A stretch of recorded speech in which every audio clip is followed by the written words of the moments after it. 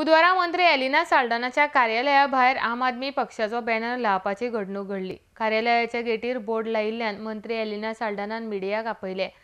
जाका वेंचणूक लडोवपाची आसा तांणी अवश्य लडोवचें, मात अशे तरेची अतिताय करची न्हय अशें मंत्री एलिना साल्ढाना हिंनी मिडियाकडे उलयतना सांगलां।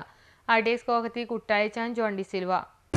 I think this reflects immaturity, political immaturity, because a seasoned politician, somebody who really wants to make it at the ballot box, will not stoop so low. Okay? Yes. The only thing I want to say is that he has to grow up. This is beyond the limit, for sure. I mean, you don't do that. Even if you hate somebody, you don't stoop to that level because the public is watching. You condemn him. I have to. This is not right. Now you tell me, if you're going to... I believe in respecting the posters that are put up. I will never go and pull somebody else's poster down. But if a poster is on my gate and it does not allow me to enter in my office, what other option do I have? And that is the reason I am going to do it in front of you, so that nobody can accuse me saying that it was not put like this, it was put like that. And you have all the proofs?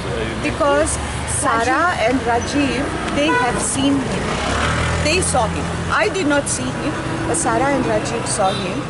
Olencio near the level crossing or railway gate.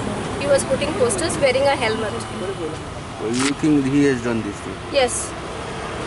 Along with another two boys. There were another two boys with him. And they called me up. They had gone to bring the flowers and everything.